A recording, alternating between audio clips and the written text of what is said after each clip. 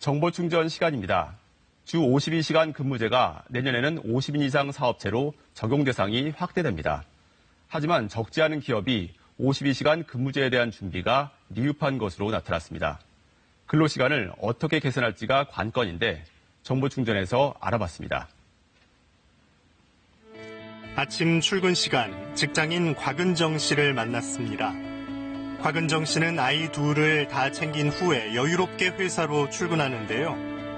회사 도착 시각은 9시 50분, 직장인의 평균 출근 시각인 8시 22분보다 약 1시간 반이 느립니다.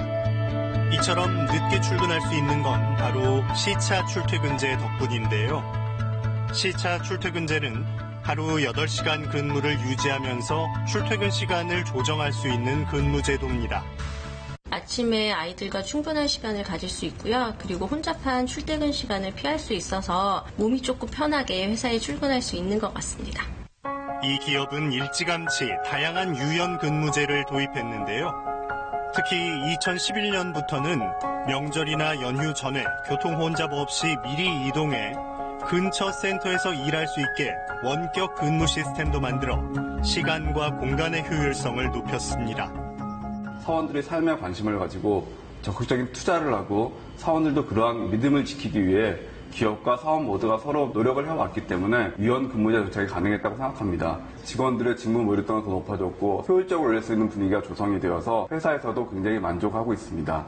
현재 300인 이상 기업에 적용되는 주 52시간 근무제는 내년 50인 이상 사업체까지 확대될 예정인데요. 하지만 한 조사 결과 기업 10곳 중 5곳 정도가 이에 대한 준비가 부족한 것으로 나타났습니다. 그 이유는 무엇일까요? 한 회사를 찾았습니다. 이곳은 60명이 일하고 있는 설계업체로 일의 특성상 출장이 많다 보니 근무 시간 확인에 어려움이 많다고 합니다. 52시간 근로 제도를 도입하기 위해서 근로 형태에 따른 시간을 어떻게 관리해야 될지 굉장히 걱정을 많이 하고 있습니다. 이런 어려움을 근무시간 관리 프로그램 도입으로 해결한 사례도 있습니다. 이곳은 한 IT 회사인데요. 출근해 자리에 앉자마자 프로그램에 로그인부터 합니다. 근로자가 일한 시간을 자동으로 계산해주는 프로그램 이용을 위해서인데요.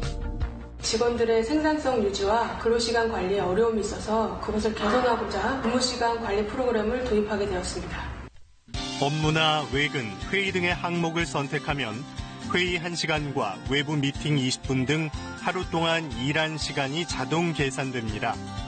이때 자리를 비우면 자동으로 이석 감지 기능이 작동해 일을 마친 후 간단한 사유만 적으면 외근으로 기록돼 간편하게 근무 시간을 확인할 수 있습니다. 이 프로그램 덕분에 밖에서 일을 얼마나 했는지 알 수 있어서 편리하고 좋았던 것 같습니다. 이번엔 52시간 근무제의 계산법에 대해 알아봅니다. 근로자의 평균 근로시간은 주 40시간으로 이를 넘으면 연장 근무로 보는데요.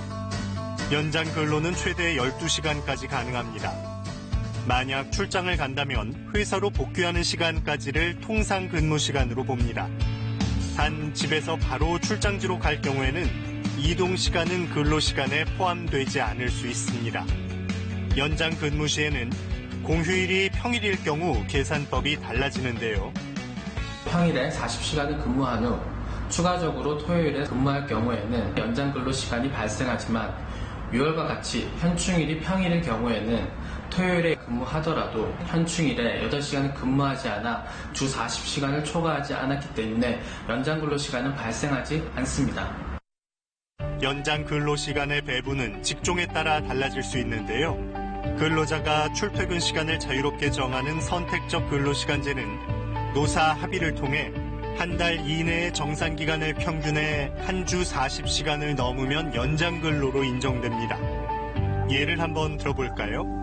그림처럼 첫째 주에 40시간을 넘게 일해도 1개월간 평균값이 한 주 40시간을 넘지 않은 만큼 이는 연장 근로에 해당하지 않습니다.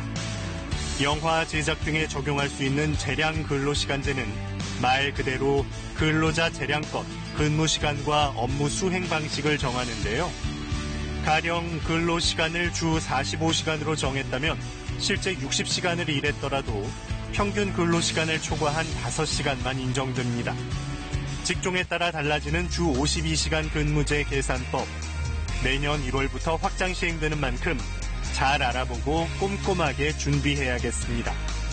정보충전이었습니다.